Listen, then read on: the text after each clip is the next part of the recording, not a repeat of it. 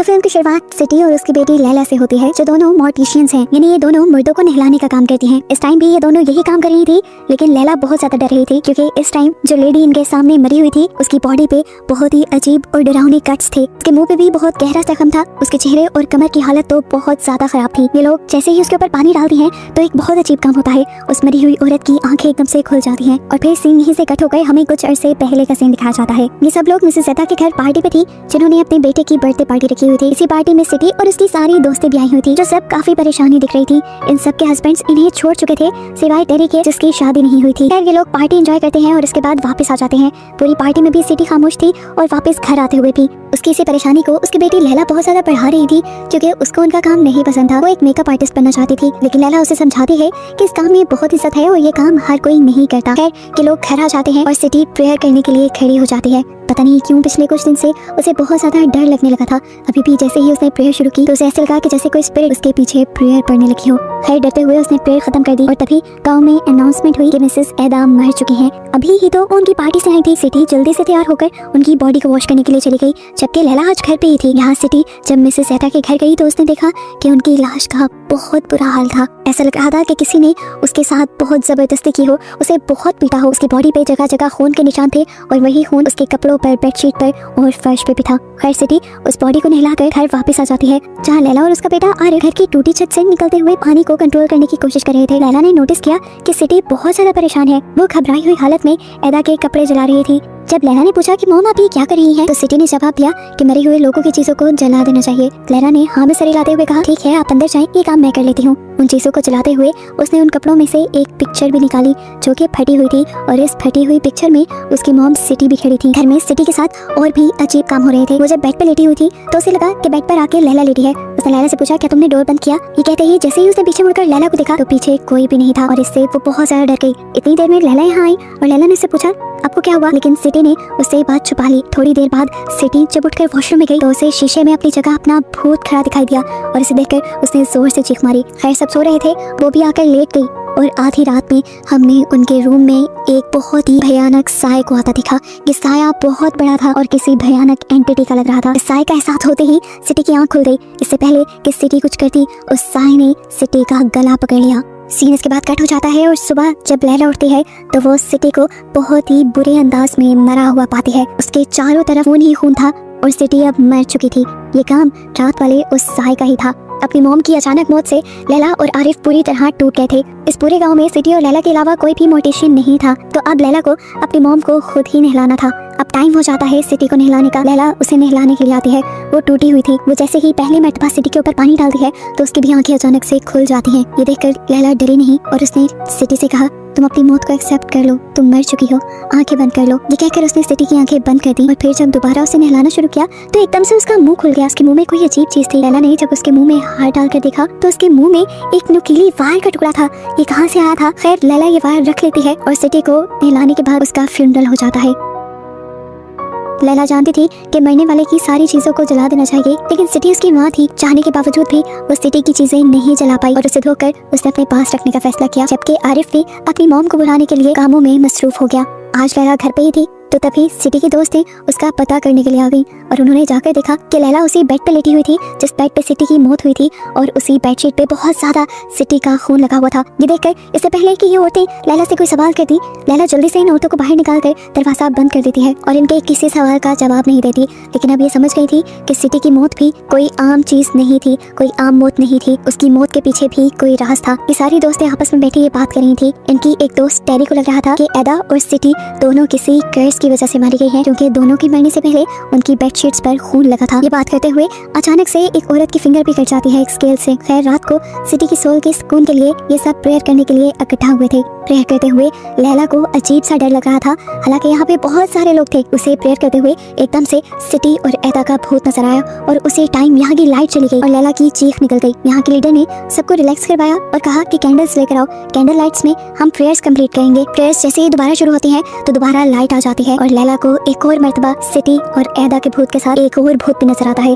उस लेडी का जो थी तो उनकी मॉम की फ्रेंड, लेकिन वो अभी जिंदा थी। ये देखकर लैला बहुत ज्यादा परेशान हो गई और ये जान गई कि अगली मौत अब इसी लेडी की होगी। परेशानी में प्रेयर्स खत्म करके वो घर वापस आ गई। घर आने पर अब उसकी मॉम का भूत उसे बहुत ज्यादा हॉन्ट कर रहा था। उसने देखा कि उसकी मॉम प्रेयर कर रही है, हालांकि वो जानती थी कि उसकी मॉम मर गई है। अपने डर को कम करने के लिए वो भी प्रेयर करने का फैसला करती है और जैसे ही प्रेयर मैट के ऊपर खड़ी होती है तो उसके पाँव में कोई नुकीली चीज छुप जाती है। उसने जब निकाल कर देखा तो ये वही वायर का टुकड़ा था जो सिटी के मुंह से निकला था। अभी वो इस वायर के टुकड़े को ही देख रही थी कि किसी घूस ने पीछे से उसका मुंह पकड़ लिया और वो चीख भी नहीं मार पाई। यहाँ सीन कट होता है और अब उस लेडी को दिखाया जाता है जिसका भूत लैला ने अभी कुछ देर पहले देखा था। वो लेडी अपने बेटे के साथ बैठी बातें ही कर रही थी कि अचानक उसे रूम से अलमारी की खुलने की आवाज आई। वो उठकर उसे चेक करने गई तो वहाँ कोई नहीं था। अब जब उसने कबर्ड खोलने की कोशिश की तो कबर्ड खुल नहीं रही थी, जैसे वो जाम हो गई हो। वो इस कबर्ड को छोड़कर जैसे ही बाहर आने लगी तो एकदम से कबर्ड खुद ही खुल गई। उस औरत को ये सब अजीब लग रहा था। बाहर बैठा उसका बेटा भी ये नोटिस कर रहा था। वो अब अलमारी को खोलती है और जैसे ही कुछ देखने के लिए कपड़े स्टाइल पे करती है तो एकदम से दो डरावने हाथ आकर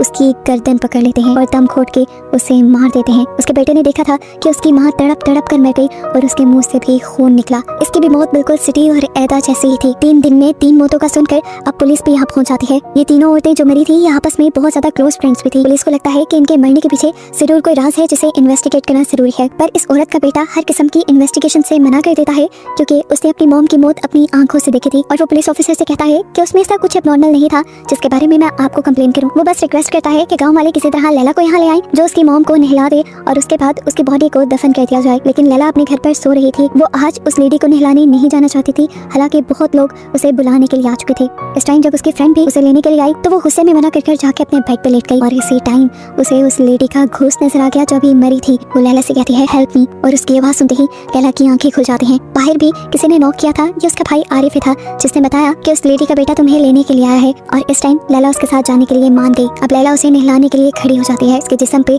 अजीब लाल और नीले धब्बे थे जो उसकी बॉडी को बहुत ज्यादा भयानक बना रहे थे। लैला ने जैसे ही पहली मर्तबा पानी उसके ऊपर डाला तो एकदम से वो लाश उठ के बैठ गई और अपने पेट पे हाथ मारने लगी। लैला पूरी तरह डर चुकी थी। खैर लैला अब इस डेड बॉडी को वापस लेटाती है और उसके पेट पे दिखती है जहाँ पर बहुत बड़ी वैसी ही नुकीली वायर थी जैसी उसकी मॉम के मुंह से निकली थी। इसे खींच के निकालते हुए लैला बहुत ज्यादा डर गई। खैर ये वायर निकालने के बाद उसने साइड पे रख दी और फिर से वो डेड बॉडी को वॉश करने लगी और ऐसा करते हुए बार बार ये डेड बॉडी अपनी आंखें खोल रही थी। अपना काम खत्म करने के बाद लैला के कानों में उस औरत की आवाजें गूंजने लग जाती हैं जो बाहर बाहर हेल्प मी चिल्ला रही थी। ये सारी चीजें जो अब लैला ने देखी थी और लैला के साथ हो चुकी थी उनसे लैला ने अंदाजा लगाया कि अभी जो तीनों मौत हुई है इन तीनों के पीछे जरूर कोई एक सी वजह है जिनका पता चलाने के लिए वो अगले दिन इसी लेडी के बेटे के पास जाती है। वो उसको सारी बात बताती है कि किस तरह इन तीनों का मरना नॉर्मल नहीं था। ये बात वो भी जानता था। उस लड़के ने कहा मुझे पता है, मैंने अपनी मॉम के साथ जो हुआ वो अपनी आंखों से देखा है। उन्हें जैसे ही उस दिन कबर्ड खोली थी तो अंदर से 2 हाथ निकले थे जिन्हें देखकर उन्होंने नूर बोला था। साफ मतलब है कि नूर का इन तीनों मौतों से कोई ना कोई कनेक्शन है। वो अब लैला को एक पिक्चर भी दिखाता है जिसमें वो सारी लेडीज खड़ी थी, सिटी के सारी फ्रेंड्स और नूर भी। समझ तो लैला को भी आ रहा था कि नूर का इन तीनों मौत से कोई ताल्लुक है, लेकिन कैसे, क्योंकि वो तो खुद पहले मर चुकी है। अपने सवाल ढूंढने के लिए वो मिसेस एदा की कब्र खोदती है जिसकी सबसे पहले मौत हुई थी और जिसे वॉश किया था सिटी ने। उसकी कब्र खोदने पर उसके पाँव में भी उसे वैसी ही नुकीली वायर मिलती है जैसी उसको अपनी मॉम के मुंह से और दूसरी औरत के पेट से मिली थी। इससे ये चीज कंफर्म हो गई थी कि वाकई मिसेस एदा की भी मौत उसकी मॉम और उस लेडी जैसे ही है और उसका ताल्लुक भी नूर से ही है। अभी वो यही सब सोच रही थी कि अचानक उसे फील हुआ कि उसके इर्द गिर्द बहुत सारी लाशें इकट्ठी हो गई हैं जो उसे डराना शुरू कर चुकी थी। वो घबरा कर यहाँ से भाग जाती है बिना मिसेस एदा की कब्र को बंद किए और सुबह होने पर गाँव में ये खबर फैल जाती है कि किसी ने मिसेस एदा की कब्र को खोद कर उसकी बेइज्जती की है। जबकि सुबह को हम लैला को मिसेस एदा के घर पे देखते हैं। वो एदा के घर सबूत इकट्ठा करना चाह रही थी, यही ढूंढना चाह रही थी कि क्या इस सब के पीछे नूर है और अगर नूर है तो उसका ताल्लुक कैसे है। उसे यहाँ पर पिक्चर्स मिली जिसमें नूर उनके साथ ग्रुप पे खड़ी थी। इतनी ही देर में यहाँ पर मिसेस एदा और सिटी की एक तीसरी दोस्त टेरी आ गई जिसकी अभी शादी नहीं हुई थी। वो टेरी से नूर के बारे में पूछने लगी तो टेरी चीख कर अपना मुंह नोचने लगी और उसने लैला से कहा कि नूर इवल थी, उसके बारे में नहीं सोचो। ये कहते ही वो वहाँ से भाग गई और कुछ ही देर में यहाँ पर दोबारा टेरी आ गई जिसे अभी जो सब हुआ था वो नहीं पता था। मतलब इससे पहले जो टेरी को हमने देखा था वो या तो लैला का बहन था या फिर कोई भूत। घर पर लैला के भाई को उसके बेड के नीचे से वो टूल मिल जाता है जिसकी मदद से लैला ने कब्र खोदी थी और वो लैला से पूछने लग जाता है क्या ये काम तुम्हारा ही है। लैला के हाँ में सर हिलाने पर उसका भाई उसे डांटने लगा था और उससे कहता है तुम्हें ये सब नहीं करना चाहिए था। तब लैला ने उसे वायर का टुकड़ा दिखाया जो अभी वो मिसेस एदा की की कब्र से निकाल कर लाई थी। वो बताती है कि ऐसे ही वायर का टुकड़ा सिटी की मुंह से भी निकला था और उनकी दूसरी फ्रेंड के पेट से भी निकला था।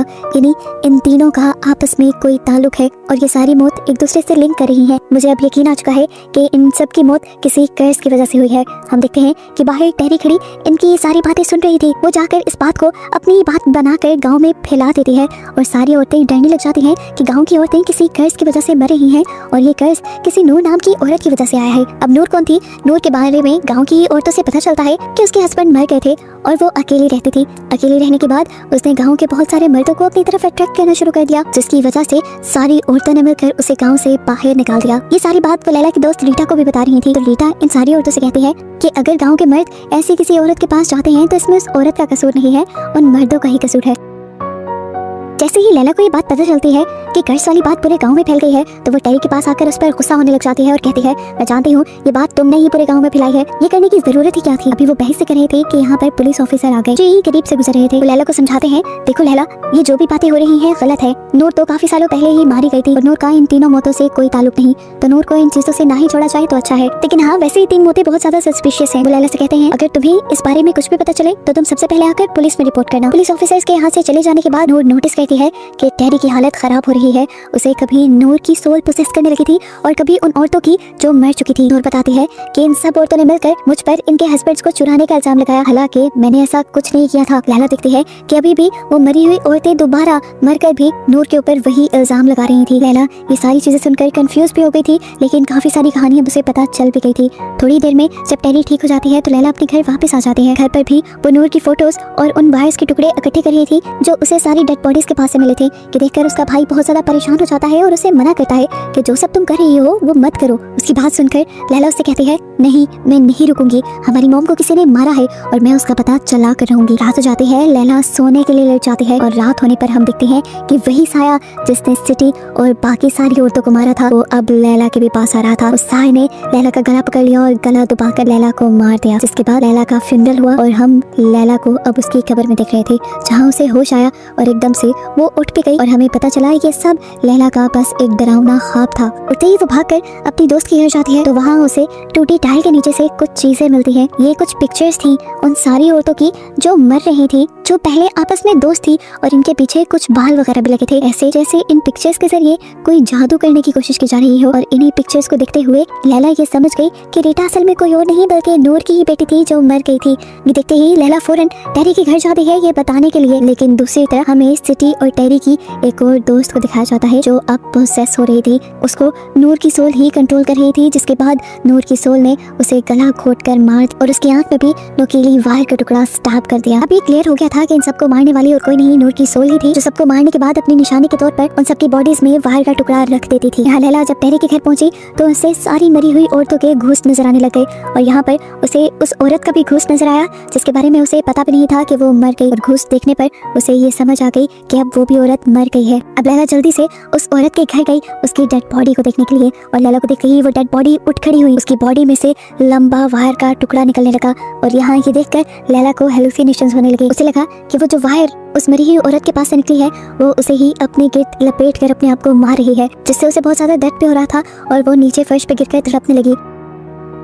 अब जैसे ही पुलिस ऑफिसर उस औरत की मौत का पता चलते ही उसके घर पर आए तो उन्होंने जमीन पर लेटी हुई लैला को तड़पते हुए देखा, लेकिन ऑफिसर को देखते ही लैला खड़ी हो गई और ठीक हो गई, ऐसे जैसे उसे कुछ भी ना हुआ हो। पूरे मोहल्ले के लोग भी यहाँ पर इकट्ठे हो गए थे और यहाँ पर रीटा भी आई हुई थी, जिसे देखकर उसने पुलिस ऑफिसर से कहा, यही है जिसकी वजह से वो सारी लेडीज मर रही हैं, ये नूर की बेटी है और इसी ने इन सबको कर्स्ड किया है। लैला जब सबके सामने रीटा को बातें सुनाती है तो रीटा उसे गले लगाकर कहती है, ये गुनाह उनका है, तुम्हें उनके गुनाह पे सर लेने की जरूरत नहीं। ये कहने के बाद रीटा वहाँ से चली जाती है और लैला को तो समझ ही नहीं आती उसने कहा क्या, लेकिन रीटा के जाने के बाद यहाँ पर सभी औरतों को दर्द होने लगा था। वो तड़पने लगी थी जैसे वो इन सारी औरतों को पोसेस कर गई हो या कर्स कर गई हो। सभी लोग समझ गई कि इन लोगों के साथ जो कुछ भी हो रहा था वो रीटा की वजह से ही हो रहा था, इसलिए ये औरतें बेकाबू हो गई और रीटा के घर घुसकर उन्होंने रीटा को बालों से पकड़ते हुए खींचकर घर से बाहर निकाल लिया। बाहर निकलते ही रीटा चिल्लाकर बताती है कि तुम लोगों को मेरी मॉम को तकलीफ देने की ही सजा मिल रही है। और सीन फ्लैशबैक में चले जाते हैं और हमें दिखाया जाता है कि असल में नूर के साथ हुआ क्या था। असल में सिटी, एदा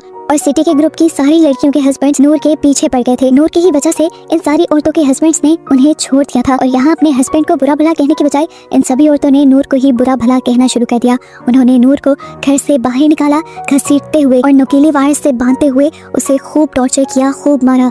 इस टॉर्चर करने में सिटी की मॉम, एदा, वो सारी औरतें आगे आगे थी जो अभी मर चुकी थी। नूर इसीलिए इन सबको मारने के बाद नुकीली वायर्स उनके ऊपर रखती थी क्योंकि उसे भी नुकीली वायर्स से दर्द देकर मारा गया था। सीन्स दोबारा प्रेजेंट में आते हैं जहाँ पर हम देखते हैं कि रीटा सबसे जुनून में आकर बात कर रही है। वो सबको कहते हैं कि मैं तो अपनी मॉम की मौत का बदला नहीं ले पाई, लेकिन अच्छा है कि मेरी मॉम ने मरने के बाद आप सब लोगों से अपनी मौत का बदला ले लिया। ये सारी बातें सुनकर ये औरतें दोबारा से रीटा को मारने लग जाती हैं। लैला दूर खड़ी ये सब कुछ देख रही थी और तभी उसकी मॉम की घूस्ट उसके पास आ जाती है और उसे ये सब बंद करने को कहती है। लैला भी जान गई थी कि ये सब ठीक नहीं हो रहा, रीटा को मारने से ये सब बंद नहीं होगा, इसलिए वो सभी औरतों को रोकने जाती है, लेकिन औरतें उसे भी रीटा के साथ ही मारना शुरू कर देती हैं। ये देखकर लैला का भाई लैला को बचाने आता है, लेकिन एक औरत का स्टिक उसके सर पे लगने की वजह से यहाँ पर उसकी भी मौत हो जाती है। देखते हुए सारी औरतों को एहसास हो जाता है कि वो जो कर रही थी वो बहुत गलत है, लेकिन अब देर हो चुकी थी। एक इंसान की तो मौत हो गई थी और कुछ ही देर बाद अब ये देखते हैं कि रीटा भी मर गई है। लैला यहाँ पर अकेली बैठी रह जाती है और रोती रह जाती है कि ना वो रीटा को बचा पाई और इस सब में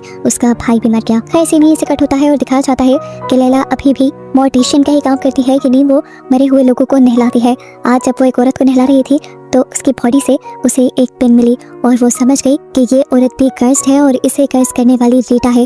वो बनने के बाद अपनी मॉम की तरह अपना बदला ले रही है उन औरतों से जिन्होंने उसे मारा था। औरतों ने रॉड से रीटा को मारा था जिन पर पिंस लगी थी, इसीलिए वो पिंस इन औरतों की बॉडी पर छोड़ कर जा रही थी। और बस यही दिखाते हुए ये मूवी यहाँ खत्म हो जाती है।